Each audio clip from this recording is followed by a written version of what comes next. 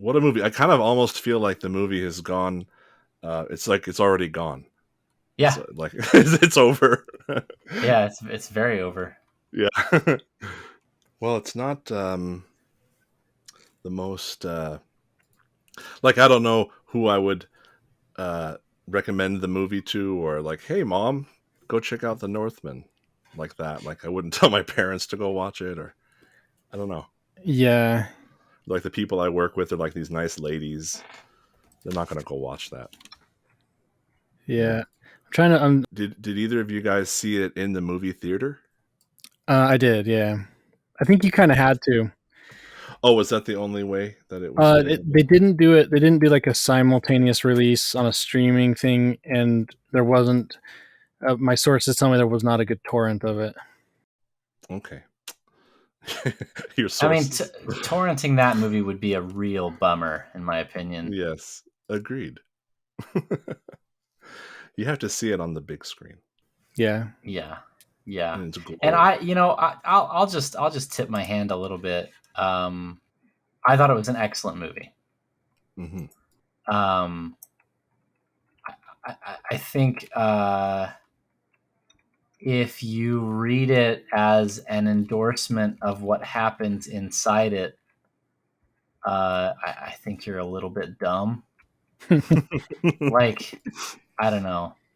Like, well, or even if you view it as like not obviously opposed to what it depicts, then I think you're missing the point a little bit. Yeah.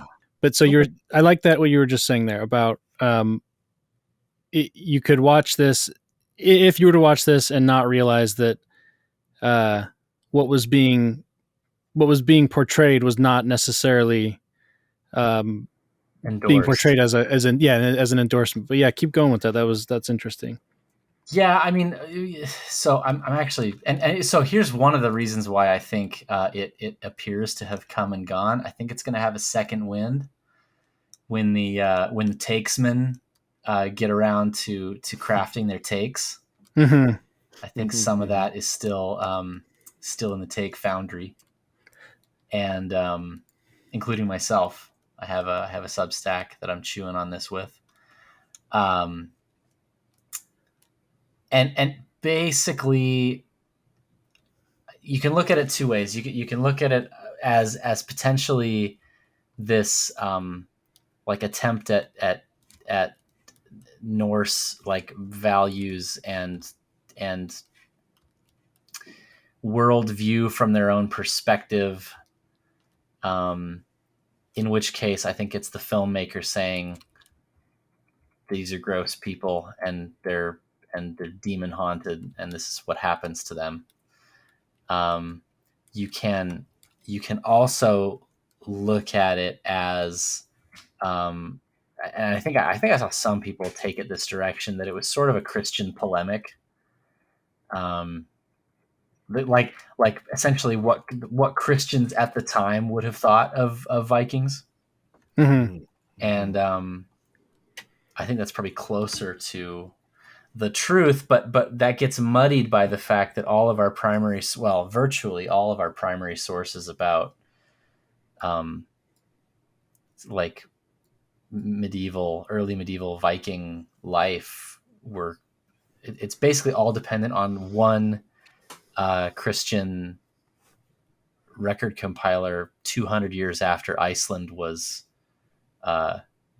Christianized officially. Mm. And so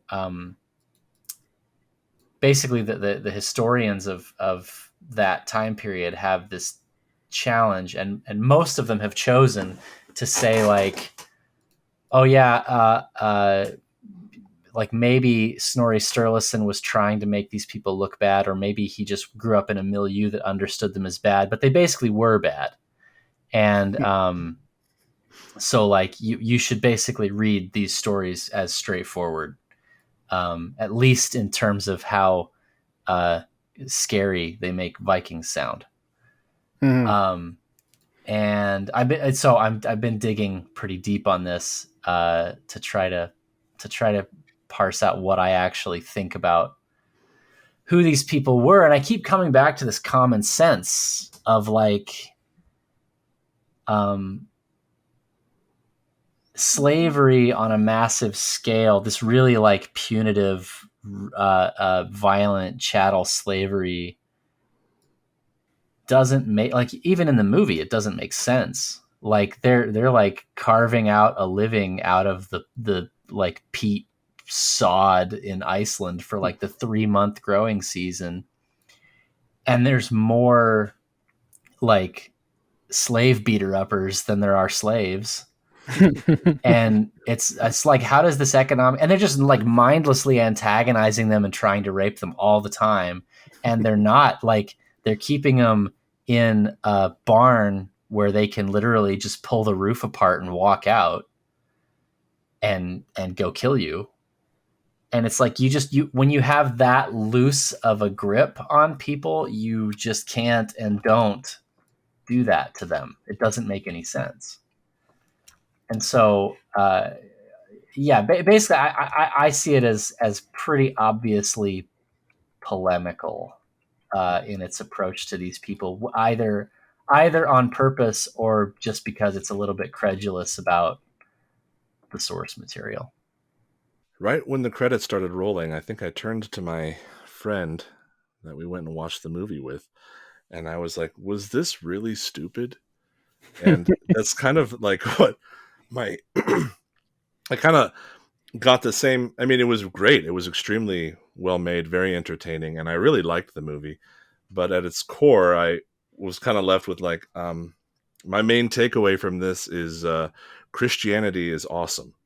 So I could see it as being right, because it was like, these people, no wonder the world welcomed Christianity with open arms. They're like, please, can we please have literally any other system, because this system sucks. Yeah, like, yeah, we're gonna be we'll just be all over the place for this, which is totally fine. So basically, anyone listening, if you didn't already see this, we're just we'll probably talk. One moment we might be talking about the end, and the next moment we might be talking about the middle. So we'll be all over the place. But in regards to like Christianity, replacing the pagan system they had in the movie, when and I only I saw it once in the theater, and I didn't take notes because it's like in a theater, and I can't really take notes in a theater. And so isn't there a part where when Amleth is like, has basically become a terrorist in his little village, or in his little farm, don't they say something like, this must be the work of Christians? Like this is like Christian stuff, like, because these people are scared of Christians. But did Christians have that reputation as being, as wild as these like pagan guys, or they just didn't know anything about Christians, so they were assuming? I don't remember whether whether they said that about him being. They did. They talked about remind us what that was. I think it was because the corpse was strung up and hung, and they were like, it's something to do with their corpse god or whatever. Yes, I think it's basically intended to be almost like a callback to the guys who've done the reading. That's like, hey, you remember how they used to think that Christians were the zombie religion, and they like believed that you had to eat dead bodies and stuff? Like, it's sort of a callback to that, I think. Yes. Right. The whole thing of being afraid of Christians and being like worried about Christians. I don't really know enough, because I didn't really get it, because these guys were going around and like they burned down a hut full of women and children for no apparent reason, and didn't just like watch them die. So I don't know what what basically, I don't know, like, what are they scared of? What were they so worried about with Christians? But I guess maybe they were killing each other for a long time. I don't know. And you notice, so this is one of the reasons why I think it's not intended to be sort of based and authentically morally pagan, is that Amleth doesn't commit himself to the butchery because you still have to identify with him. Like if it was really like we're just going to go off the rails and we're going to tell this pagan story from the pagan perspective, they wouldn't have Amleth draw back from the killing innocent people and the rape and the, like he would be just like the rest of them. He's intended to be like not like you, but not like them either. Yeah, it's like he'd be fully buying into raping and murder, and he Right. didn't. And Right. we're supposed to, I guess, identify with him. And I don't know if we want to get into this just yet, but the whole I actually going into this, and this is kind of going with one of the questions we had here, but I went into this almost completely blind. I had no idea what this movie was about or any. I'd never seen a preview or anything. Oh, you never So saw a trailer? I never did. I only saw a poster, and the poster is like makes it look like Star Wars or something. I don't, or like it looks like Dune or I don't know. It just like a typical, action epic type thing. It's And the then anti-Dune, by the way. I'll say more oh about that in a bit, but it is the oh anti-Dune.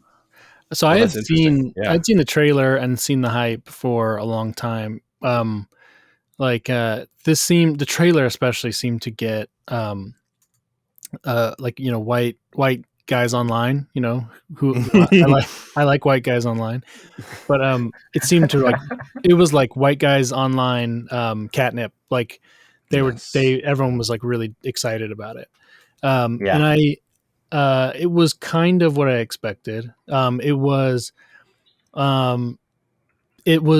actually more horror elements, kind of, I think, or I would call them horror, but not used in the same way they'd normally be used in a horror movie. But I thought I kind of anticipated a more straightforward action, like not medieval, but I'll say medieval action sword and spear sort of thing. But it had more of it had a lot more like almost paranormal, metaphysical, that sort of stuff than I anticipated. And like gross out, screwed up, like psychological horror type stuff. Yeah. Mm-hmm. Which could have easily been anticipated because of who the director is and what else he's done. But I know enough about what else he's done, but I haven't actually seen his two other movies, but they were both pretty successful. Who was it? Eggers, Robert Eggers. He did The Witch, which I think they spell with like two V's, the VV itch. The Vivitch, yes. Yeah, yes. which also had Anya Taylor-Joy, one of her first bigger roles, and then he did The Lighthouse with Pattinson and Defoe. I still need to see that one. And those are both like like mind freak sort of movies. Mm-hmm. Those are so I've actually seen both of them, and I recall seeing The Witch years ago, and I don't know if this is my I think I do know, but this is like my Mediterranean background or something. So anything about like witches and like witchcraft and the devil and stuff. The Witch takes place in colonial American setting, and supposedly based on all true diaries and documents about witchcraft that was taking place there. And they just sort of reenacted. They just wanted to show like a literal reenactment of all these reported witchcraft events that were taking place in that colony at the time. I don't remember exactly where it takes place, but there shows all these like very disturbing scenes of people worshiping the devil and stuff. And to me, like my wife watched it with me, and she's like, "Oh wow, that's a creepy movie. That was really creepy." And like I'm over like that's pure satanic evil.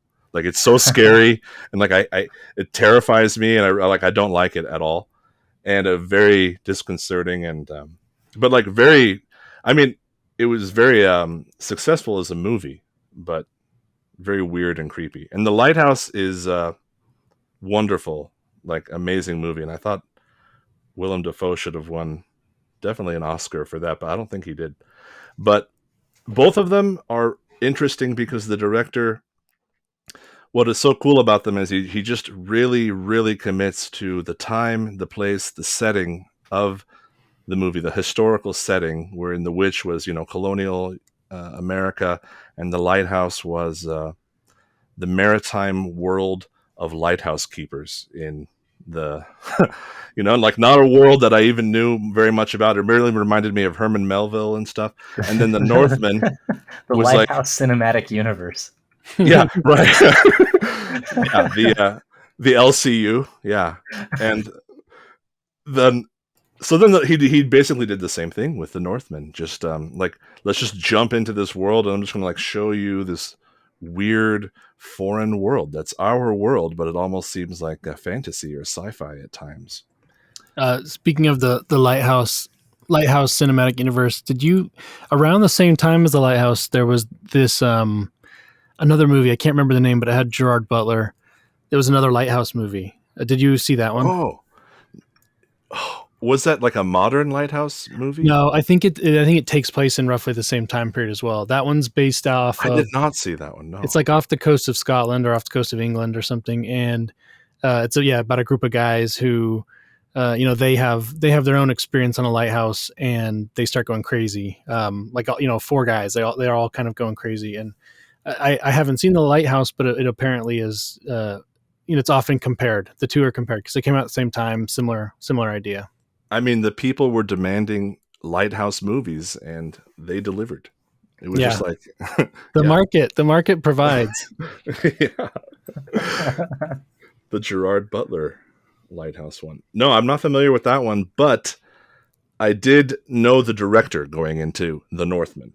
So that is something that I sort of knew, and I'm like, oh, and almost the problem or issue I had with The Witch and The Lighthouse is kind of the same issue I had with The Northman, which was beautifully realized, but I didn't know if it had really much of anything to say, or if they were trying to say anything. It was so subtle that maybe I'm not sure if I got it, or I'm not sure if they really did. Yeah. Well, But, let me take a stab at. I bet you both have better versions of what I'm about to do, but I'm gonna take a stab at what I think The Northman. I already know that Bennett's thoughts are more. I think he's got more. He's already bit off more than I'm going to, but to me, it seemed like it was essentially a story about your destiny and how you really you have. It actually seemed in some ways not too far off from some of the ideas of agency that we believe in, but it's like you have there's things that you have to do, and that you can kind of choose against them, but you also can't. You have to just do them, and that seemed to hit. Someone mentioned earlier how he wasn't engaging in.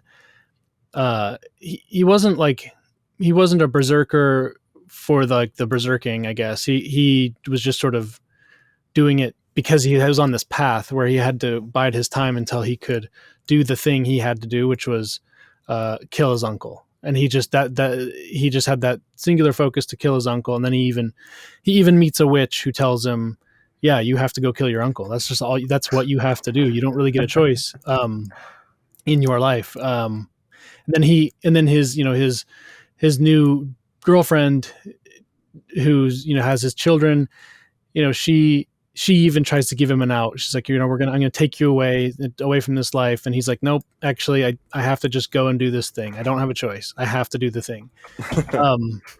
And so to me, it kind of sounded like, it was kind of about fulfilling your destiny, and being in I guess this like Nordic context, which I'd listened to some interviews and stuff with Nordic scholars, and they were kind of saying in this context, he could not have fathomed not following through on the revenge for his dead father. He had to do that. Like when Olga tries to take him to Orkney to start over, it's sort of implied other people eventually would have found out that he didn't avenge his father, and that he would then immediately be an outcast.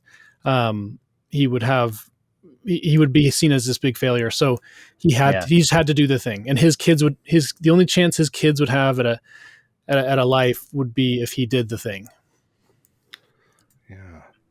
Yes, yeah, and I think there's,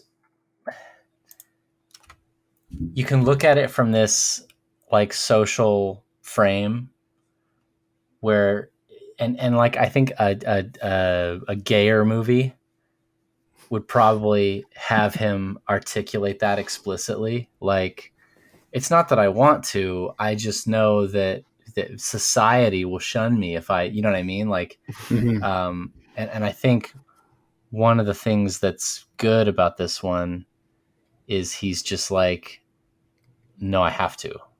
Because, even if you believe that a lot of these sort of expectations are culturally constructed, they're deeply internalized. Like, people really do take them seriously. And so I think you could maybe make it this like, well, I'll be considered a poltroon or whatever, but I think it would have been closer to the heart than that. While I was watching the film, I started to realize, pretty early on, that it's supposed to be Hamlet, right? That it's like it's and this part was also really confusing to me because I didn't know that going in. So I was like, oh, is it supposed to be like just echoes of Hamlet, or is it just a direct inspiration for Hamlet, or this is like the source material for Hamlet or something like that? And so that part was a little initially confusing because because I didn't know, and also it was kind of like a lot dumber than Hamlet, or as Bennett would say, is a lot less gay, I guess. Or he just goes in and he's like, well, there was a prophecy that I have to do this thing, so I'm going to go do it. Or the one part I keep thinking of is like at the very end, it's prophesied that he's going to fight the uncle next to the gates of hell, or like next to a volcano, or he has a vision of that or something. And so then at the end, he's like, all right, so like he literally is like, we're going to go fight now. Let's go fight at the volcano. And then for some reason they take their clothes off and they just like fight each other naked next to this volcano. So it's like, there's no reason why they had to do that or anything. They're just like, well, that was what the prophecy said, so like, better go do that right now. I think with the interesting thing, though, just comparing this with actual Hamlet, because that's what I kept thinking about the whole time, was Hamlet is also, it's very much about, the whole point of Hamlet, I think, is it's about agency. It's about this guy who, he has the power to act. He has the power to do whatever he wants, basically. You can get revenge or not, or whatever. It's like this godlike power to influence the universe, to influence time and everything.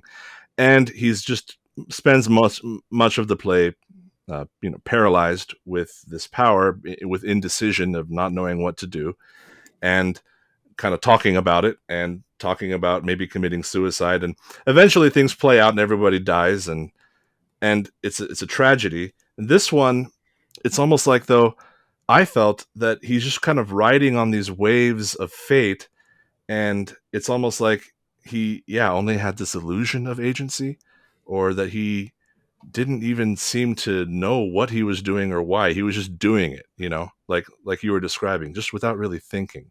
So that was kind of the main difference between the two. Although I don't know. Yeah, tell me what you think. Real quick, my understanding on the Hamlet thing is that the Amleth story in the Norse storytelling predates Hamlet, and that so Amleth inspired Hamlet, and then Amleth and Hamlet inspired the Northman, but as my understanding is, Northman takes liberties on both. Right. I would imagine so, because I felt like most of it was just retoolings of little things from here and there from Hamlet. Like, for example, I don't know, I'm not familiar with the Amleth myth or story, but like there's a part in The Northman where he's initially confronting his mother and, or not initially confronting her towards the end. And she sees him and she recognizes him, and he gets like really close to her, and then like she kisses him or something, or she's like, you should be you're gonna like rule with me, and like she starts making out with his own mom. And that is like, to me, okay, so there's all these readings of Hamlet. If you watch like the Kenneth Branagh Hamlet or the Mel Gibson Hamlet, or whichever version, that scene I've always read and is like fraught with all this Freudian stuff going on, where like Hamlet like pins his mother down on the bed because he's so mad at her and stuff, and there's all this Oedipal things going on there. But I don't think that there was ever like, was that part of the Amleth myth that the guy makes out with his own mom? It's like he took a subtext from a reading of Hamlet and then put it in the Northman, and then pretended like it was the originator for Hamlet. That part was it was interesting. It was bizarre. Laundering this modern read back into. Yeah, that's interesting. Yes. I don't know. I don't know enough about the original to know if that theme appears in the original. Right. But you mentioned like Oedipus and stuff, so I mean that so maybe that was out there, back then. Yeah, that's true. And not to get completely off the rails, but there's another movie that did this already, which was also surprising to me. The movie sucked. I hated it, but it was Christian Bale was starred in the Anyway, wasn't it just it was a Hamlet version, wasn't it? It wasn't actually Hamlet, but it was supposed to be based on the myth that inspired Hamlet. Royal Deceit. Royal Deceit from 1994. It's really bad, but yeah, I think they showed it like on CW or something one afternoon. And so like I ended up watching this movie. I'm like, what is this? But now it's on the Roku channel. Oh, heck yeah. So which the Roku channel came up on my last podcast episode. All the good stuff. Yeah, apparently there's a Roku channel, by the way. And the Roku channel is today's sponsor. I don't know how much it costs. I don't know what's on there other than Royal Deceit. Yeah. The Prince of Jutland. Sign up for Roku channel. Yeah. So some other guy tried this, and I just feel like the Northman, it's way better, but this has been tried before. Yeah, I mean, that's another piece of this, the incestuous mom that gives me this like that gives me these blood libel vibes. Mm-hmm. Come on, like where did that come from? Like what? Anyway, maybe it's in the original. If you're a Norse nerd, comment. Tell us that we're wrong for opposing mother-son love. I'm a little bit of a Norse nerd. I'm not a very good one, but I'm gonna look it up. I'm gonna figure out if that has anything to do with anything in the real story, because it seems important. Her thing there, real quick, I'll just say is, I thought that was interesting because that's also that when she's kind of revealing who she really is. She was never royalty.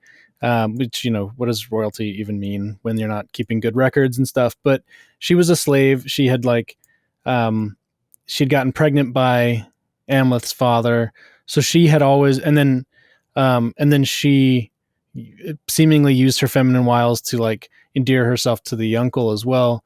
So she had always used she'd always used her sexuality as a way to, I guess, keep her close to whoever she thought was the strongest guy. Although she says that Amleth's father basically raped her, I guess. So that wasn't necessarily some ploy on her part, but she played it the best she could. Yeah, and I thought it was kind of cool. They played with in the like the first scenes where you're like getting to know this world. She like scolds him like, "Don't come into my chamber unannounced," or whatever it is. And everything else about that scene is priming you to be like, "Oh, this is another time. They talk a different way and they have different mores." And so she's just treating her son the way that moms treated their sons in this period in history. But then it's like, oh no, she actually really hates that kid, wants to kill him. Yeah, that Kind I of a went to that. strange. Yeah, Well, I go had that. ahead. No, I had that exact. Yeah, when watching it, that's exactly how I saw it too. Like, oh yeah, back then they were way more private, I guess, about seeing stuff. Like, no, she just wanted to murder him. And then this goes with the. I mean, it really. I don't know if you want to get into the women question Yeah, go or for it. okay. Well, they there's one part where I think the father during that bizarre sort of temple ritual that they had. Um, if I recall, they go into like this sacred building and are escorted through some sort of temple drama or ritual where they reenact and become animals and then crawl around on all fours. And then they go into like a basement, and Willem Dafoe is down there dancing around naked, and he's like the court fool or the court jester, but he's also some sort of holy man down there. Mm-hmm. And there, he's initiating his son into like the secrets of life or something. And I mentioned this in the chat, but this is like the scene that still haunts me is they're like crawling around on all fours, pretending to be bears. Is it? I think. Wolves. Oh, they're being wolves. That's right.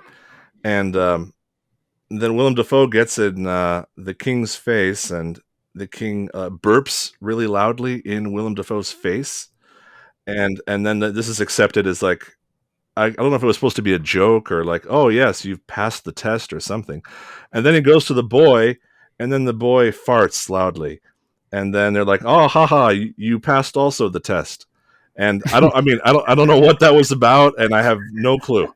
And I'm just like sitting in the theater, just like, oh wow, that's weird. You don't see that every day. And then right No, you after, don't.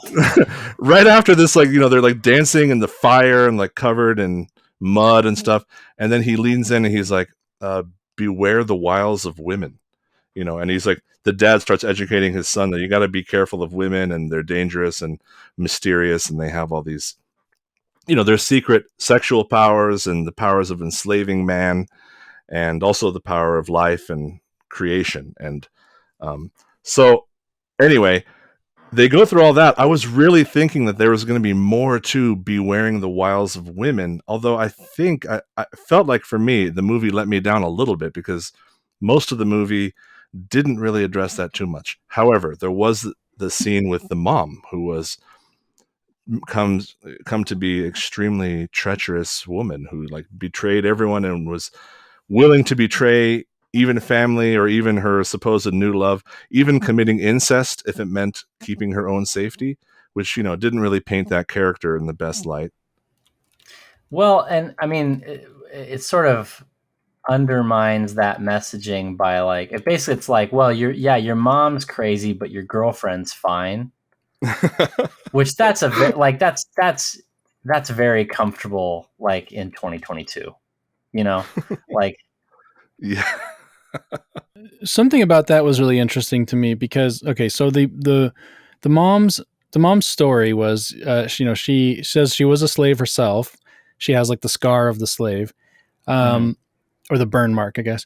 And she was raped by the king, and bore the king's son. She played it in a way that she got to like be the queen, and then she takes up with the young. She conspires with the uncle to kill the king. And so then she's with him, and he is supposed to then become like a king or have king-like status.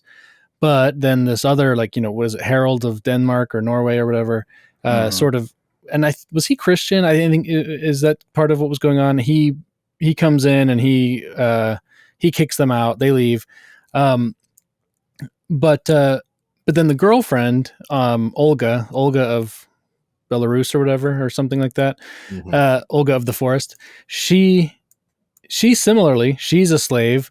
She uses she uses getting pregnant as a way to, like, she basically then herself becomes, like a queen mother sort of thing.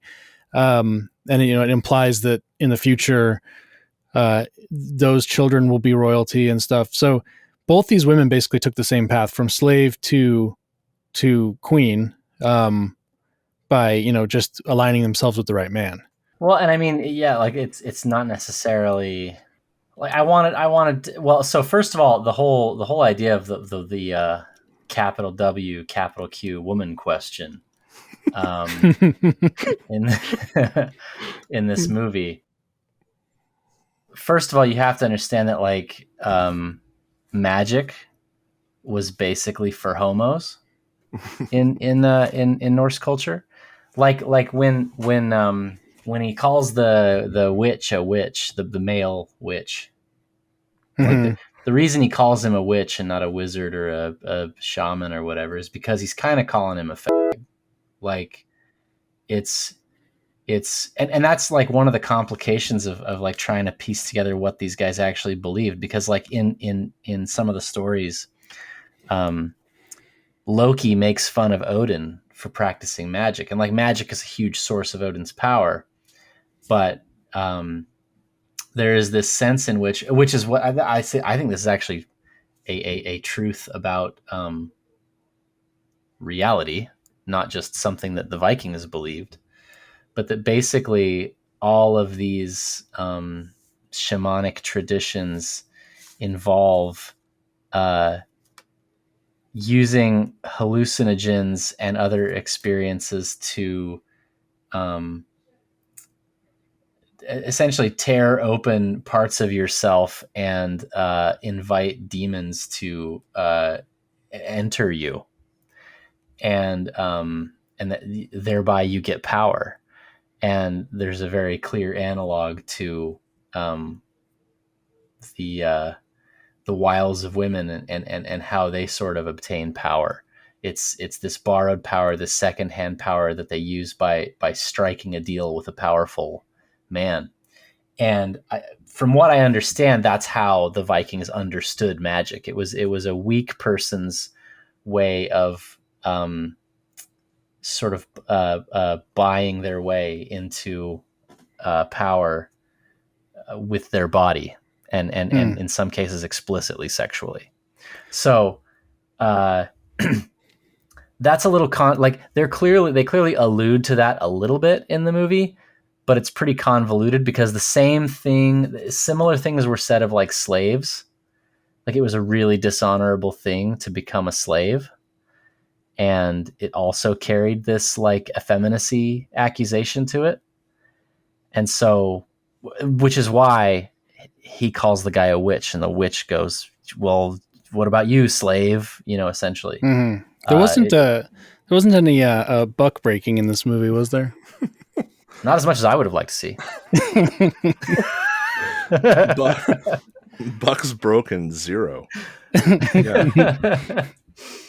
But like, yeah, it's interesting because like I can't tell from inside the movie whether Amleth's behavior and like the demon stuff is supposed to be good from the movie's perspective. Like, again, it's this in what sense is it polemical question again, but like he like making your like, and you think about like getting to Iceland, like the only way he could get to Iceland was he had to like become a slave.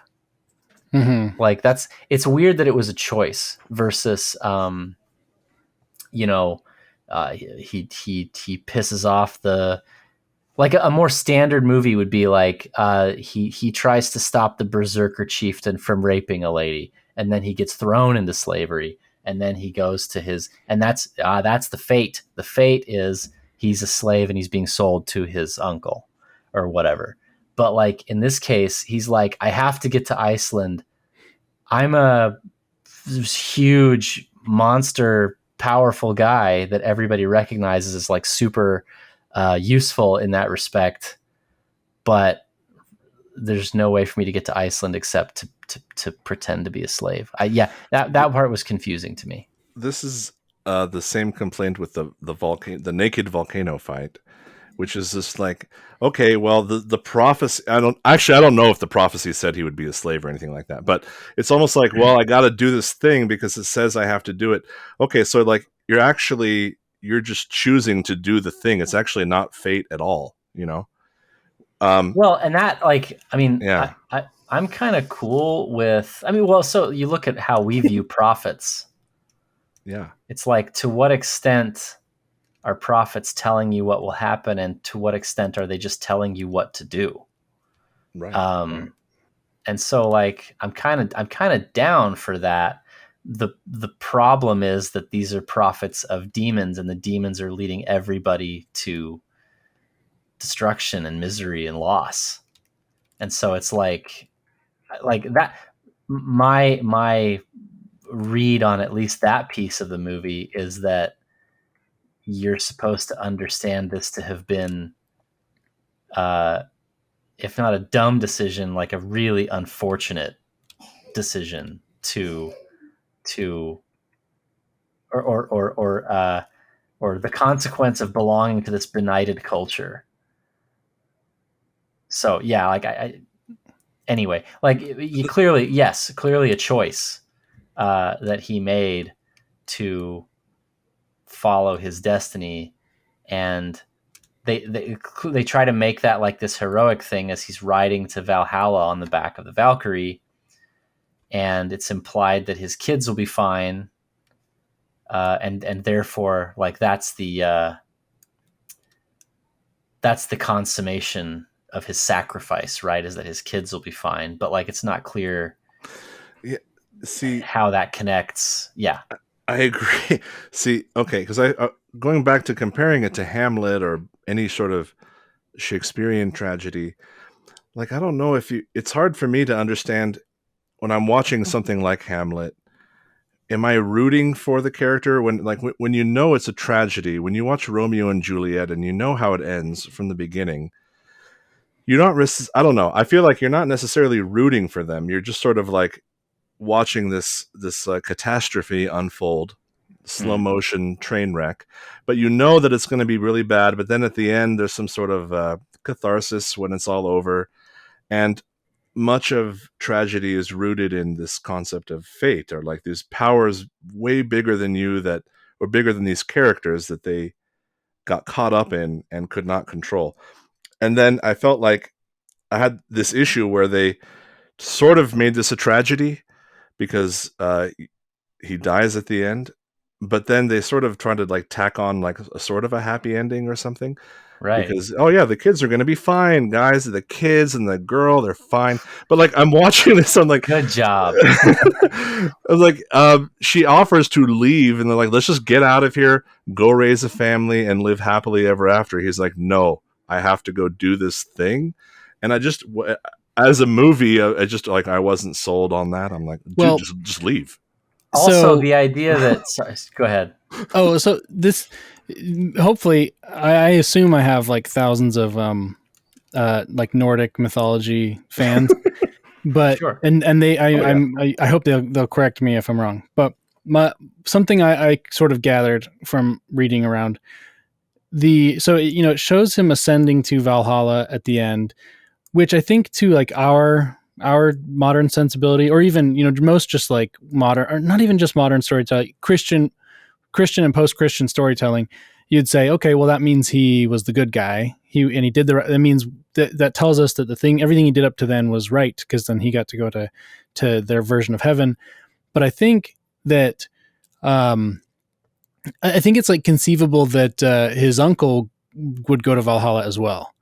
That they and maybe that's wrong, but it's like it's not necessarily like that's just where the good people go at the end and the bad people go somewhere else. It's just that you did your thing. You did the right things. And for him, that was like he was required to seek vengeance. And so he did. Because one aspect of this, and the movie never answers this, is so that the mom claims that the original king, Ethan Hawke, whatever his name was a bad guy, a bad king. He was doing whoredoms, and she alleges that Hamlet is the product of rape, and that so in her narrative, like she was actually doing a good thing by killing the king, and we don't actually ever know if she's telling the truth. And if she is, then it's like then maybe Hamlet, in a modern context, you would get like New York Times saying, oh, well, your mother and your uncle conspired to kill your father, but your father was bad, so you should be okay with this. They're heroes. Yeah, like they're heroes. I know that it makes you sad, but they're heroes. But in their like Nordic context, he's like, well, I don't care if they did the right thing or the wrong thing. I'm just duty bound to kill him, and like and if by doing that, I still get to go to Valhalla. He fulfilled the measure of his creation. I think is where this movie really falls apart, is that it is trying to depict a genuinely alien moral system. And my take on that, this is, it's just common sense. I don't have like, chapter and verse to from the sacred texts to quote you as to why I believe this is so. But I just don't believe that our ancestors were that dramatically morally alien, because it like there are ways in which we are alien to each other, right? Like things that the three of us believe that would shock some people. But if they talked to us and they got to the bottom of like where we're really coming from on that, our like fundamental questions of like, is it good to hurt people or bad to hurt people? That would be the same. It would be more of like our assessment of, who's being hurt by allowing this to happen versus stopping it. Or like, I believe in those kinds of moral disagreements. I don't believe that like everybody prior to 1900 was like Lovecraftian, like, you know what I mean? Like aliens were like they're like one what thing they thought of as good was actually bad, and vice versa. One thing I heard, that this might fit in with the what you're saying. Well, it might go against what you're saying, but something I heard, it was like in like a Norse community, it would have been shameful to grow old because you should have died in battle. And it's like, well, who are they battling? Okay, they're battling neighboring villages, or they're taking their boat and they're killing like Celtic people or something. But you should be out picking fights and battling. And it's like even it doesn't necessarily matter who you're battling. It's just like to put yourself out there on the line and die was apparently good. And I mean, I don't know if that's like, once again, my Norse fans will have to weigh in here, but no, that's true. I think it's just not necessarily like that. That I think does fit like with it, again. I think that's a question of like priority of value, right? Like we still value courage, and for them, maybe you dial up that to like, courage is so important that you should exhibit it enough that you should probably die before your beard turns gray. And that's a different thing than saying like killing innocent people for no reason is rad. Like I think basically it's there are people today who strongly value courage and create musical compositions about murder and dying young, and that being super rad. But like that's a particular subculture of a particular subculture, and like you can see sort of the, I guess what I'm trying to say is there are people alive right now who are like that enough to like puzzle domesticated people like you and me, but they're also not, they're recognizably morally human. Yes. I hope I said that esoterically enough. Delicately. You have to be delicate. I totally actually agree with what Bennett's saying. I totally get what you're saying.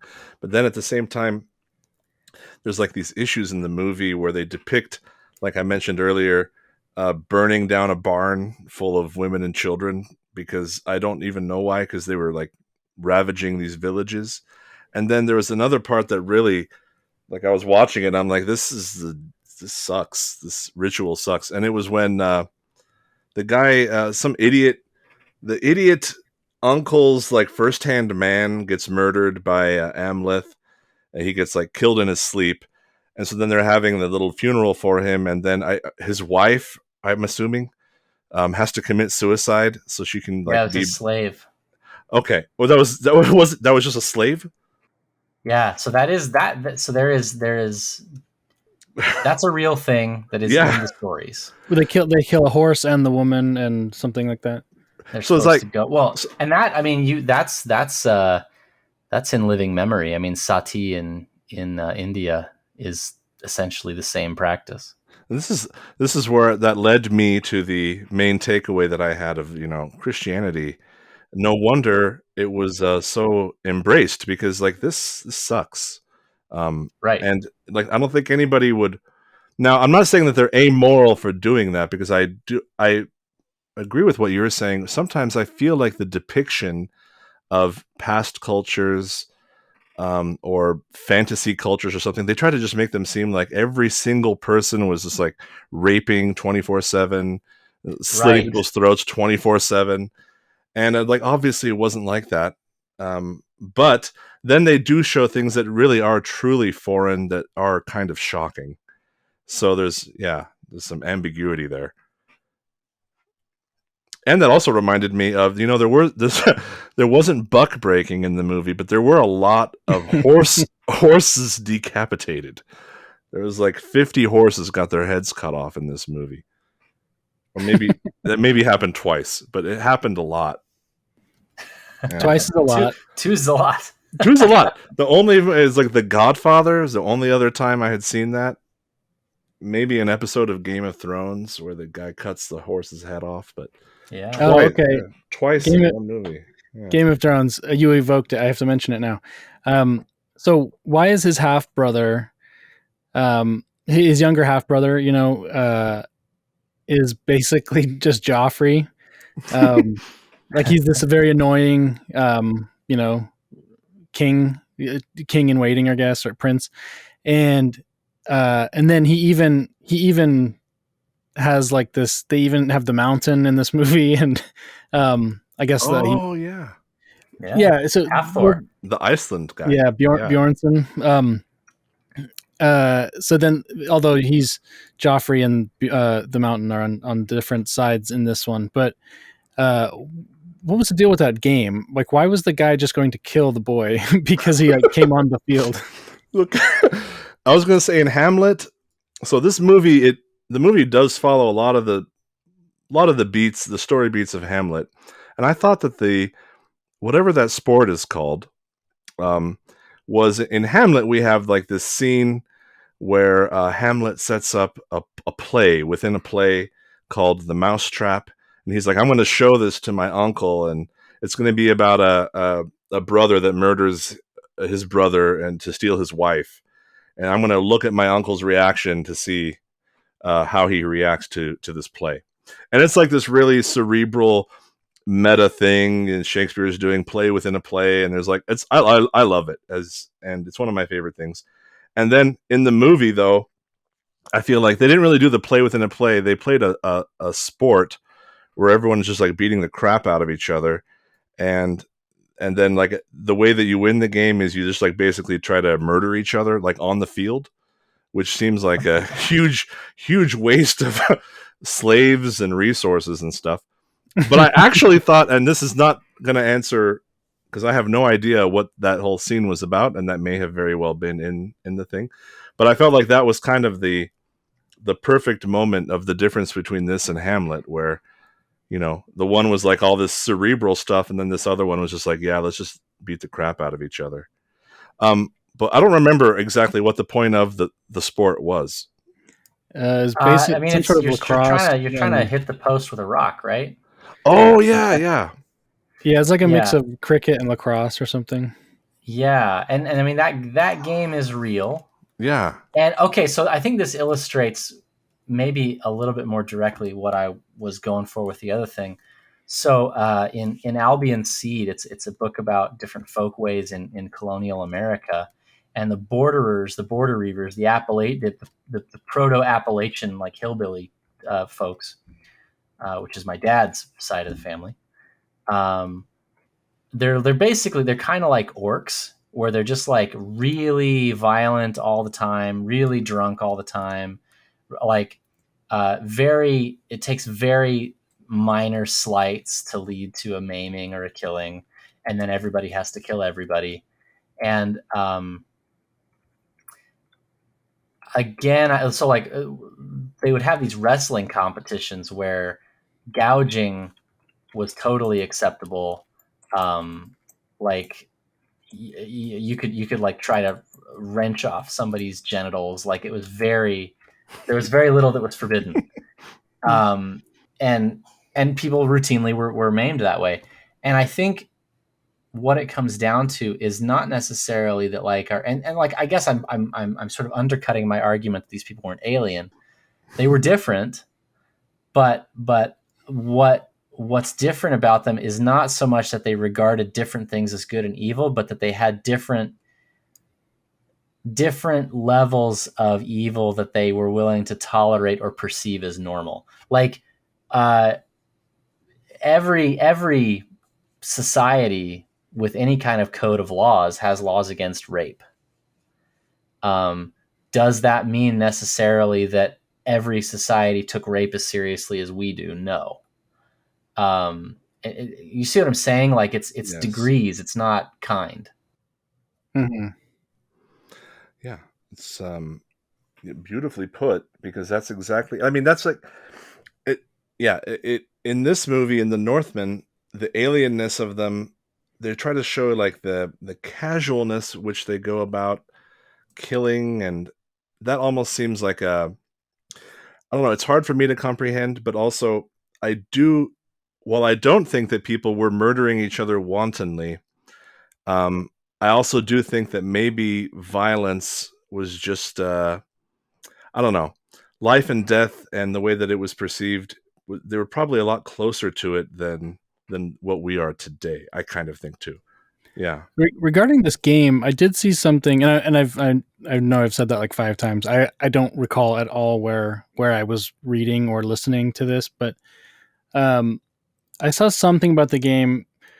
So I've heard a lot of praise for this movie, that it did try to be historically accurate, but this game was one area where it didn't really try. Apparently, the game was actually gentlemanly, and there's like some historical record saying that people would get in trouble. They'd get in trouble for knocking people over, like you were kind of expelled from the game, or it was a shameful thing to play too aggressively, I guess. Right, and see that's like the wrong direction for this movie to take creative license, in my opinion. It was wrong for them to take creative license to make it violent, you mean? Because it's so much more interesting to me if you take these berserks who he tears a guy's throat out, but then there's this game where it's like, no, there's rules, man. This is not it's not Vietnam. This is well, and it took me out of the movie when I'm watching it for one reason, and this is for a technical reason. But they put in like a stupid CG like clearly CG rock being thrown at the thing. Like they couldn't Yeah. take a minute to just like film someone hitting the rock properly. They had to CG that in, I guess, in post. Yeah, But they were then, throwing too fast and too straight. but then I also took me out of the movie because I'm watching this. I'm like, wow, that's a really violent game. I mean, how often do you play this? You know, and you're playing Right. it with like people who are you're buying and selling. These guys are expensive. Yeah, So when you have Bjornsson, who's 6'9" and 400 pounds, he could do the work of a horse, and why would you let him risk injury in this game? yeah, Right. right. That's like that. You're looking at a society that makes no sense if you think about it for like 2 seconds. Yeah. And like they've got like Snorri Sturluson on their side to some extent. They've got some records they can point to, but even that they're exaggerating and Bowdlerizing those texts. Uh, like they kind of don't make sense on their face, but basically, I feel like pretty much all of people who are teaching and writing books about these subjects. Well, you can talk to anybody who's involved in like historiography right now. Everybody hates the subject that they teach, and the people that they teach about. And like if you were to like sort of let go of spite for like half a second and think critically about like how does this society run? How do people get enough to eat? Um, do they get it by just being mindlessly cruel to everybody all the time? It's like, well, obviously no. Like there have to be rules, and it's, I mean, again, like there are lawless places right now. There are places where life is cheap right now, but there are still like there's still human beings, and yeah. So anyway, yeah, that part really frustrated me, and I was doubly frustrated by our online white guys who were just so amped about how like legit that is, because I was like, no, they're slandering your great grandpa. Like, stop it. That's not good. And like they're trying to like swallow this revulsion that they have for like pointless cruelty. And and like, no, this is actually super good because it's whatever the Vikings did. And I don't know. Don't be an idiot.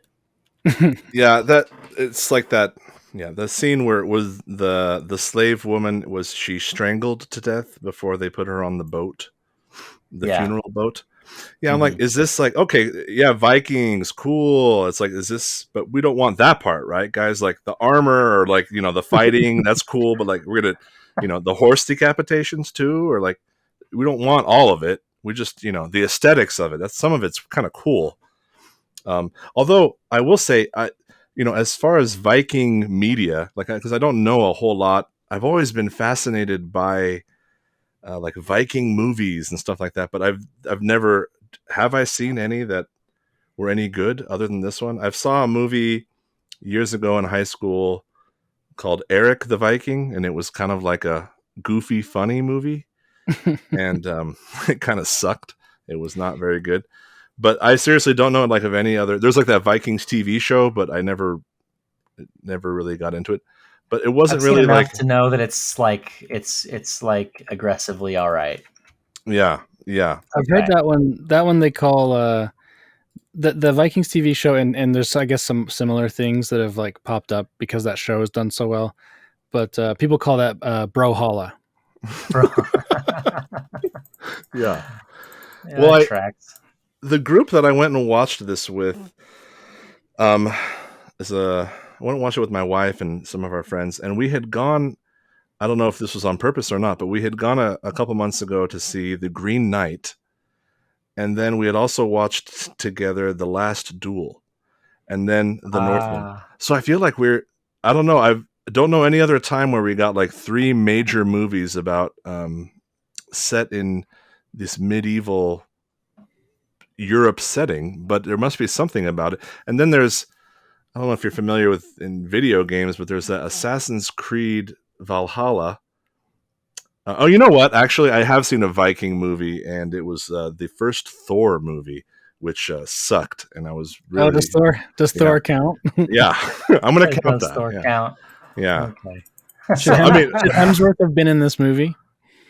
Hemsworth was oh Should he have been the Northman? well, you know the guy who played the Northman was awesome, but like wasn't he Yeah. like he was amazing, but wasn't he like 20 plus years older than the girl in the movie? Yeah, he's like 19 years older. I saw today. Oh Well, wow, that's Trad and Lindy. yeah, everyone likes that.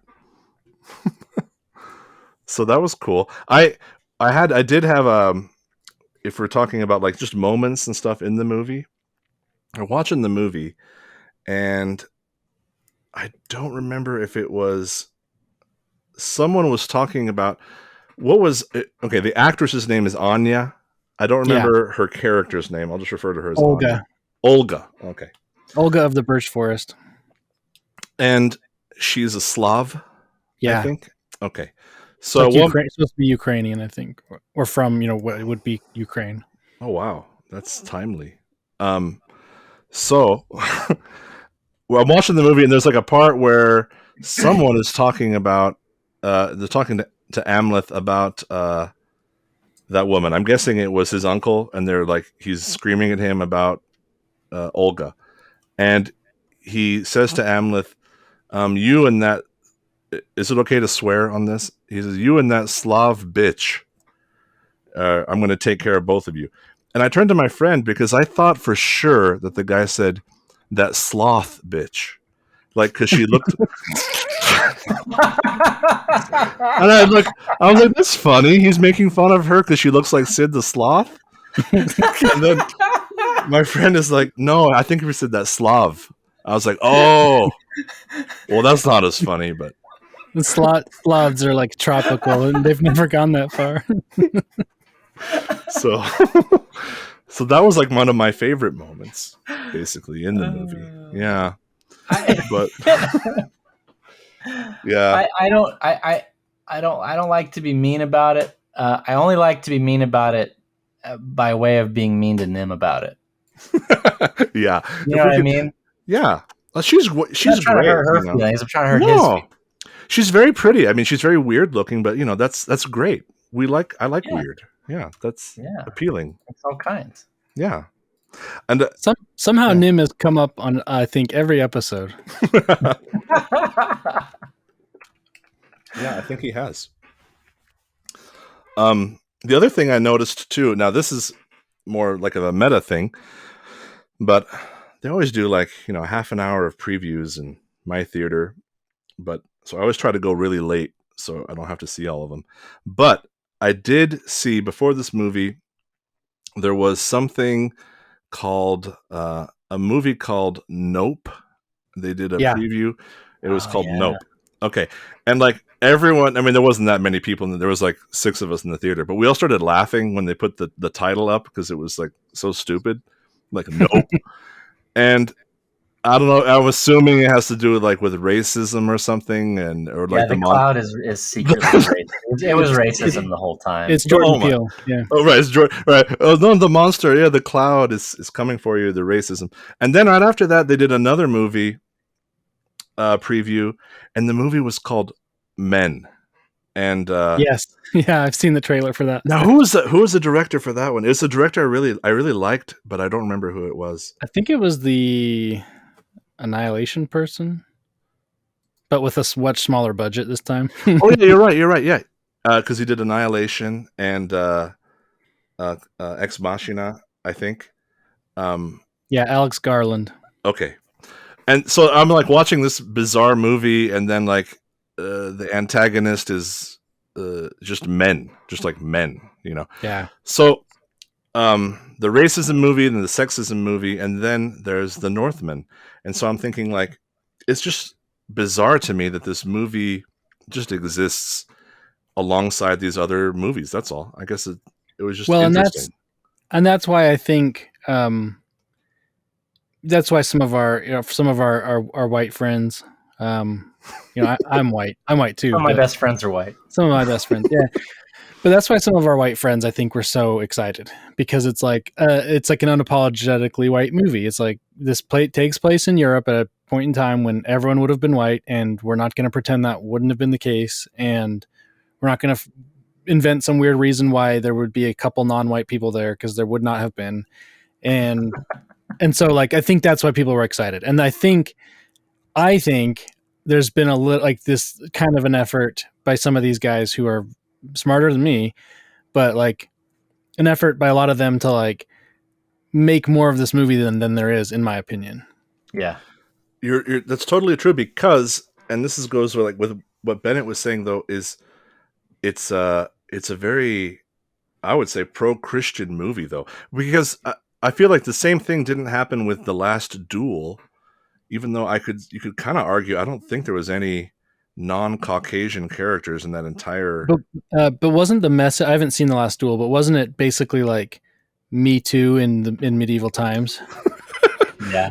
It was a lot of rape in there. I'll say that, but yeah, it was like a story about that. So I guess if you make it about rape, then it's fine. I don't know.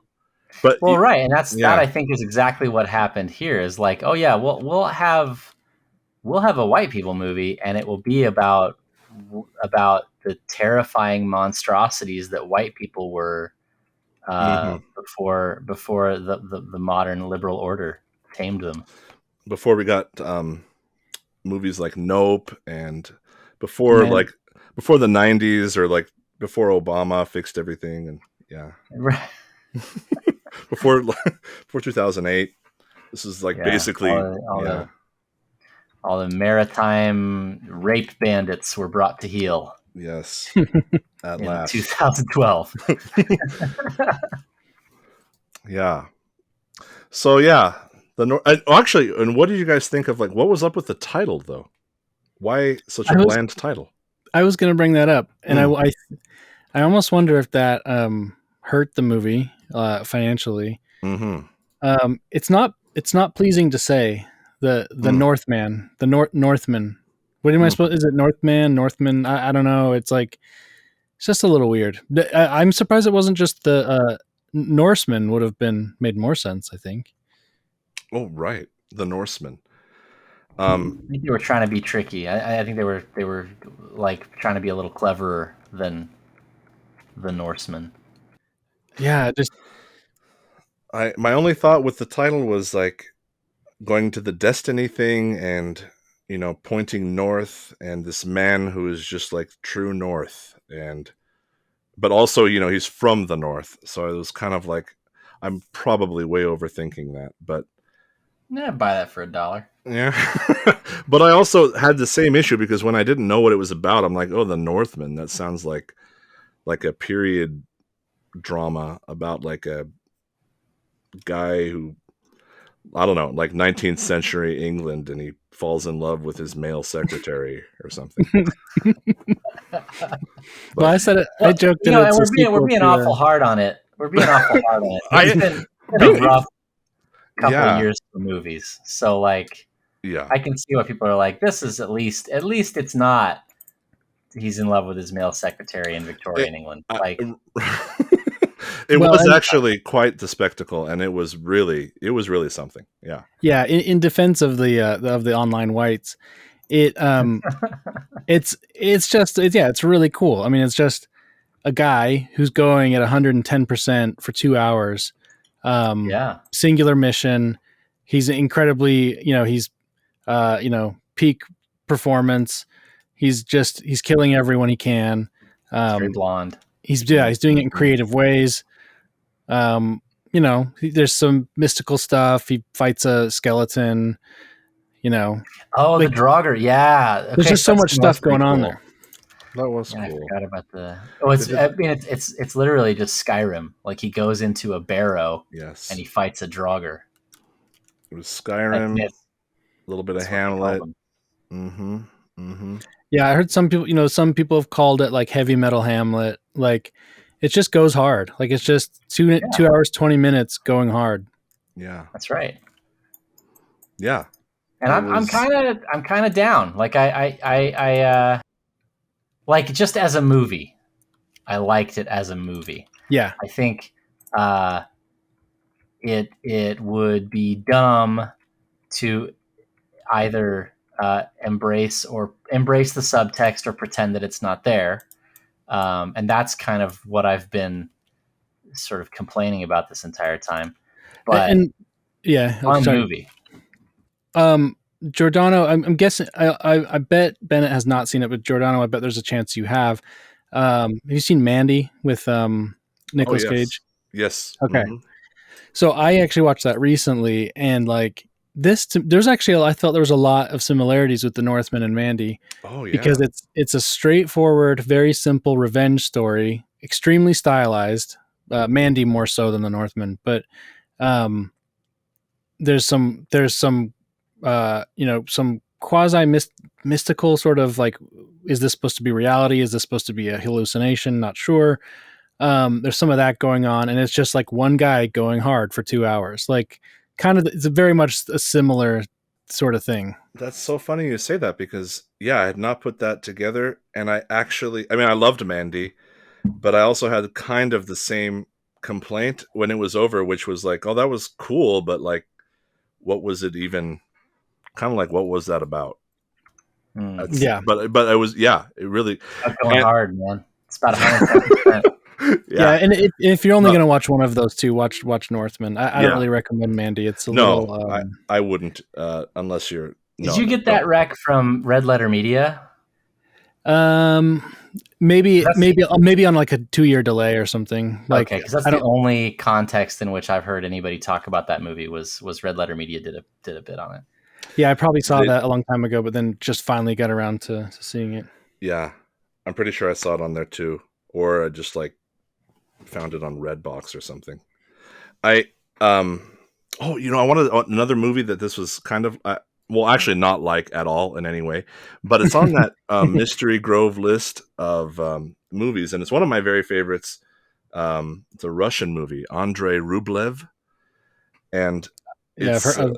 it's actually has there was one scene in The Northman that was like directly lifted from Andrei Rublev, and that was when he's in the forest and they're showing like the pagan sort of celebration ritual, their Yeah, little the frolicking. the frolicking, yes. And there's like a just that scene. There's a scene almost just like identical where you see the girl kind of half naked in the shadows with adornments in her hair, and he's kind of like enticed to go join her. Anyway, that was just like straight from Andrei Rublev, and Huh.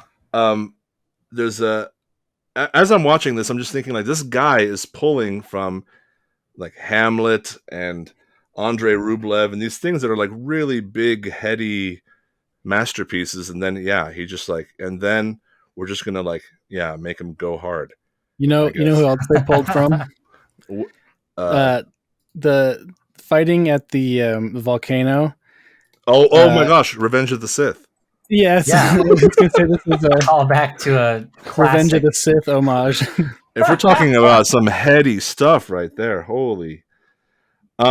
Although I will say, if you're familiar with the writer, uh, uh, academic Camille Paglia, has a whole chapter in one of her books where she talks about that scene in Revenge of the Sith, the fighting in the lava scene, and Oh, really? For real?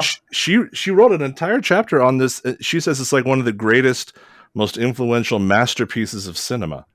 And it's, I mean, like, I think she's she's like a really smart lady. So like, I was She is. shocked. That friggin' owns. I want to read it. Yeah. I think it's in Glittering Images. So yeah, I had this. I'm watching that. I'm like, oh wow, I guess it. Wow, Yeah, Star I mean, Just Wars. to go in the I brought that up podcast partly as a notes. joke, but I don't see how Eggers is crafting that scene and not putting that. He's. I mean, that had to have been occurring to him and many people in the crew. Like, are Yeah, we just recreating Revenge of the Sith here? naked. Yeah, naked fighting.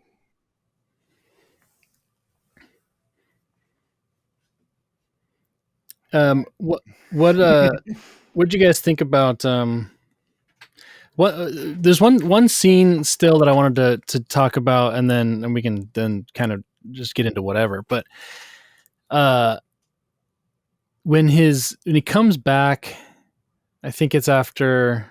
Well, it's toward the end. He comes back and he confronts his mom, and she, I think he wants to talk her down or something, but she's chosen violence. She's like she's gonna go against him, and he has to, and then like the little boy, his half brother, jumps on him. So basically, they they put him in like a self defense situation, and he has to kill both of them. And but you can see he really didn't want to. Right. But that whole thing was funny to me because, well, not funny, but it's interesting how he eliminates the entire bloodline. Like, it wasn't enough to just go back and get his uncle. He ends up getting the entire competition to the throne. He goes and gets them all. I thought that was interesting.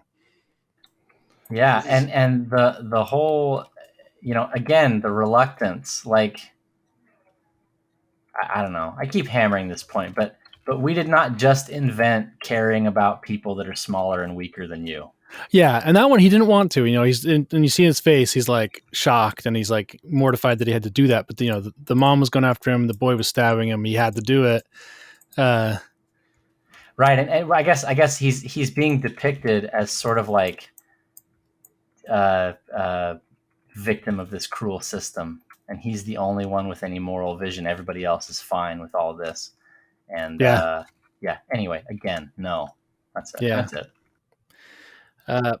Oh, sorry. You go ahead, Jordan. I was just gonna say, more and more I think about like the way the world gets depicted as being, just like a place full of psychotic murderers in the past, and I think that has to be tied in with their vision of the world as it's like their Marxist materialist vision of the world as a place of just like power transactions or whatever, where Right. they always like they don't understand things like love or like human emotion, and just like, and so they're so boring because of it. And so yeah, anytime that you depict something where like, oh, these are real human beings having feelings, yeah, it's interesting. Yeah, there would have been people throughout history who just wanted to chill. Yeah. So this is that's true. Yeah. Well, and they sort of they throw you a bone with that, with the orgies, so to speak. Throw you a bone with the orgy scene, because that's supposed to be like, here's what's cool about living in the Norse times is you get to do the orgy, and I think where that comes from, the notion of all of them being psychopaths and all of them being evil, is basically that there were unambiguously hierarchical relationships in all of these societies. Like, there were superiors and inferiors, and they really cannot, it's that power dynamic thing, they really cannot process a relationship between superiors and inferiors that is not totally defined by contempt from the top and resentment from below. And so yeah, all of the oppressor class is cruel to the slave class, and all the slave class is just chomping at the bit to cut the throats of their masters. And anybody who has kids understands that that's not the way it works. Like, or a dog, for heaven's sake. Like you're not equals with your dog, but you love your dog, and you don't have contempt for your dog. You just recognize that it's a dog. That's and the same thing with your kids. You bear with their weakness, and you accept what and who they are at that moment in time, and you love them and they love you. And that I think is, I don't know if that's like the norm of human relationships, if everybody was like sort of, I'm not implying that it was always those were always happy connections, but I think there's a denial that peace and gentleness and affection for one another was even possible in that kind of a context. Yeah. It's impossible to talk about. It's not impossible. It's hard to talk about because then it's, instantly like, oh, you're endorsing slavery. Bennett, you just endorsed slavery. He's like I pro-slavery. just endorsed slavery on the Granite Mountain Records Vault podcast. Yeah, it's just like, but it's just like Nobody anytime said boo. Nobody said boo. I just want to point that out. yeah. But it's like, yeah, it's just everything is just so far removed from actual human experience, and like you said, like, yeah, like all of human history started in 2012 to some people. So yeah. Yeah.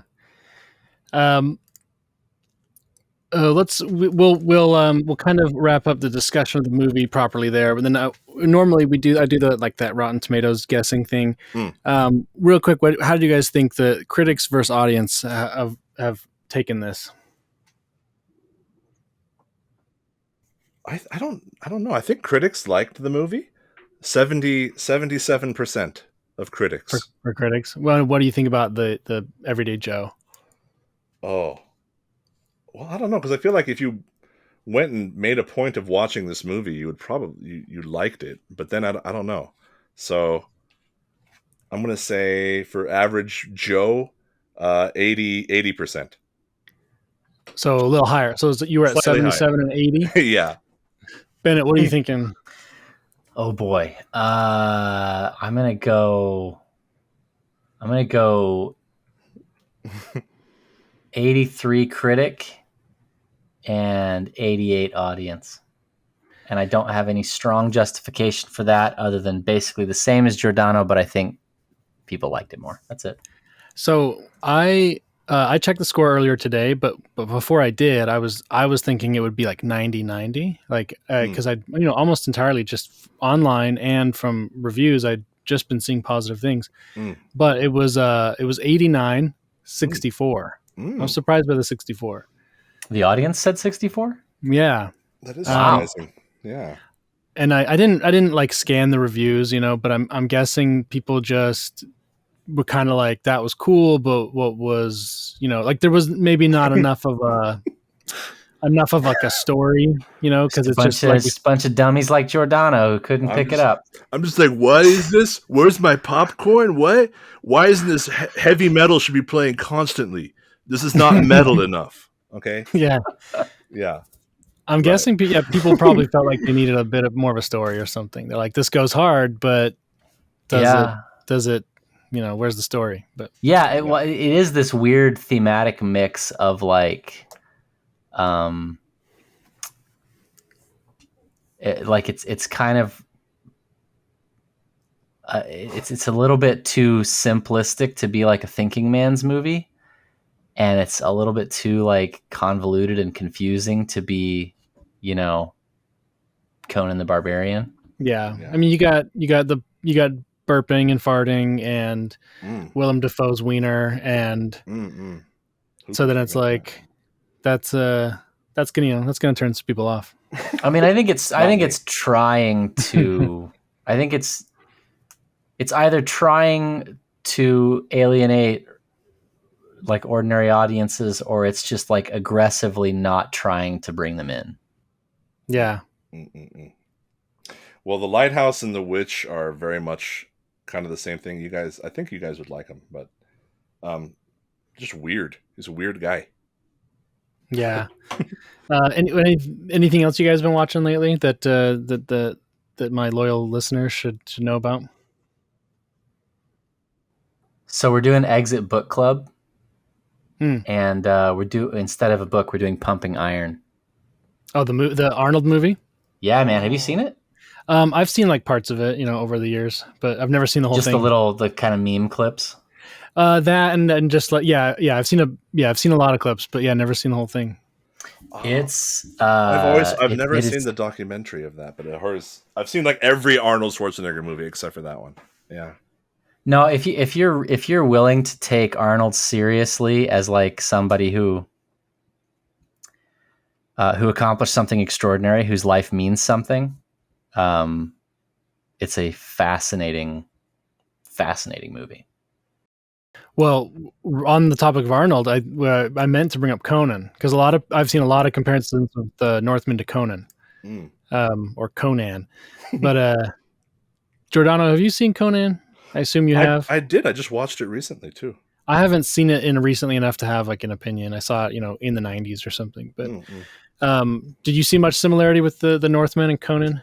No, not at all. No, it's been a while, but it's pretty different. I mean, there's a similarity in that it's about buff dudes. So I actually think that Conan is closer to an honest psychological portrait of what, a steppe barbarian was probably like. Yeah. Like, life is cheap. Like, he's really comfortable with violence. And he's also kind of like, I'm going to go consult the shaman. I'm going to see about what this witch knows. But there's not this like just balls deep buy-in to like the we're horrifying people doing horrifying things. Yeah. The weirdest thing about Conan was like his religion with like, we worship Grum. And Crom. Crom is it? Crom, yeah. I always thought that was I loved that stuff. I'm like, what the heck is Crom? But that was very interesting. And he's like, he's got this like rivalry with Crom. Like he's like, Crom will try to kill me and I have to outsmart Crom. And like, it's a cool, they've got it. It was a fun movie. We should do that one again. Yeah. I haven't seen it for over 20 years. So yeah, I'll need to watch. I basically watched it for the first time because I don't really remember it. Giordano, what were you going to say? Something interesting you were watching? Oh, I saw on Amazon Prime movie I watched with my wife called Under the Tuscan Sun from 1999. I've heard of it. Diane Lane, right? Diane Lane is like the girl from The Outsiders, is all I know her as. Oh, I know this movie. And it was a romantic comedy, and it sucked. And not entertaining. I mean, no, it was great. I'm sorry.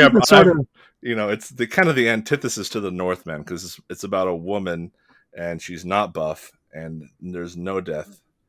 And this is like this was 2000. This is like proto Eat, Pray, Love, right? Like, yes, it's exactly right. It's that era of Eat, Pray, Love, or like Sweet Home Alabama, and that movie with Natalie Portman having a baby in the Walmart. This is the software that like 35-year-old girls are running on now. Yes. Not realizing it's like not very good software. Devastatingly harmful software. It is. Yeah. The movie, I mean, not to get into this whole separate thing, but it's a really dark movie, dark ending. She's all alone, no children, no husband, nothing. And it's no eggs. Empty cartons all over the place. And just ends with her like accepting that and accepting it happily. So in many ways, the antithesis to the Northman. I mean, if I do say so myself. I think when The Onion was like kind of funny still, I think they had a joke something like area woman will order any menu item with Tuscan in the name. Yeah. So that's what I've been enjoying. Good stuff. Okay, and your book's out. Everyone go buy The Mambo Wizard. It's the most important book on wizarding. The Mambo Wizard, Breakfast is Served. If you want a book that basically rips off a classic and then retcons it and makes it seem like I was the original thing, then there you go. The Mambo Wizard, Breakfast is Served. So order that, read it, love it, live it. Maybe we'll do like an episode sometime to actually I'll actually read it and we'll talk about it. And then Dr. Bennett, what have you got right now? You've gone any interesting podcasts lately, or you got any new writings? So I actually I'm not actually doing a write-up on the Northman. It's just the Northman frustrated me in a way that I've been frustrated by a lot of things for a while. And I'm doing a write-up where I've basically given you, as usual, all of the juice, and it's going to be really hard to write now. But this thing about people not being able to accept that people could be in happy hierarchical relationships. And the Northman is kind of an exhibit of our stupidity about that question. But I'm also going to talk about Dune, because when I say the anti-Dune, Dune is a very happy hierarchical movie. People know where they belong, and it's good. And so that's one thing that I'm working on. extradeadjcb.substack.com. You can subscribe and catch that. I'm also doing a podcast with David Moore, where we're basically doing car talk, but for entrepreneurship. So people call in and talk about what they're doing, and we talk about maybe different markets they could pursue, different products they could sell, just ideas to make their business better, or maybe help them figure out what they should be doing as a business. When you have a link for that, I'll put a link. Was that going to be part of like your exit feed, or will that be a new property? No, that's basically going to be the default format of the Exit podcast for a little while. Okay. I'm gonna keep doing these interview format episodes as the muse descends, but the weekly, it's just really hard to think of like a brand new topic every week. Frankly, I have these great conversations with these really interesting people, and then I get to the end of it and I go, check us out at Exit, but it has nothing to do with what we do. Whereas this one is very much like, hey, this is how it is on the inside of the group, and it's pretty neat. So why don't you check it out? Cool. All right, guys. Unless you have anything else, we'll wrap it up there. All right. Thanks a lot, man. Thank you, brethren. Another fun time. Yeah, we didn't talk about Bjork, but she was fine. She was fine. Bjork was Bjork. If you hadn't have told me it was Bjork, I wouldn't have noticed. Yeah, Bjork actually. Tidbit here is that this movie was written by let's see, I think it was written by. Okay, the co-wrote this guy called Sion. He co-wrote the screenplay, I guess, with the director, and Sion and the director became friends because of Bjork. She introduced him. So Bjork made this movie happen. Well, thank you so much. Are they all Icelandic? I think Sion or Son. I'm not sure how to say his name, but Son and Bjork definitely are. Eggers, I think, Hafthor is just... that's why I'm asking. Yeah, Hafthor Bjornsson, he's Icelandic, and Skarsgård is Swedish. Anya Taylor-Joy is Argentinian, so I'm not sure about that. Well, there's your POC representation. Yeah. Nicole Kidman is Australian. Ditto. Oh, yeah. Nicole Kidman's face in this movie changed like 5 times. It was weird. Yeah, I think probably between treatments or something. Yes. Yeah, I was going to say, I think that's just some plastic surgery situation there. Oh. I actually, a movie I did watch recently, Eyes Wide Shut, for the first time. And, how did you end up watching that? Fascinating. Well, I had heard that it was like this Kubrick deathbed confession about some Epstein stuff. Mm-hmm. Yeah. And I was like, all right, I'd like to know about that. Really, it was just kind of a movie about how horrifying it is to be like a secular married person. Worrying about infidelity. A rich one. Yeah. Like it was because they don't have anything to bind them together, and no reason to trust each other, and no commitment to each other. There's just nothing undergirding this relationship. And it really, really dark movie. And like the Epstein stuff was almost sort of an afterthought, but the one thing that it did give me was like a sense of exactly how you meme arty rich people into doing devil worship stuff. Because like he makes it this very like arty, there's a lot of grandeur to it, and it's a very there's beauty and like artistry there. And so I think that's how you have to do it. Is you have to get them like pretending to worship the devil, like for the meme, for the LARP. Mm-hmm. Like I'm pretty sure that's how it worked in real life. Yeah. And interesting movie. Yeah. So, final thoughts are, don't do that. Don't go to those parties if you get invited. Yeah, definitely don't sneak into those parties. But like, yeah, if you get invited, just politely decline. Yeah. Yeah. Just say no. All right. Thanks, guys. Thanks. All right. Have a good See ya. night. Take it easy. Peace.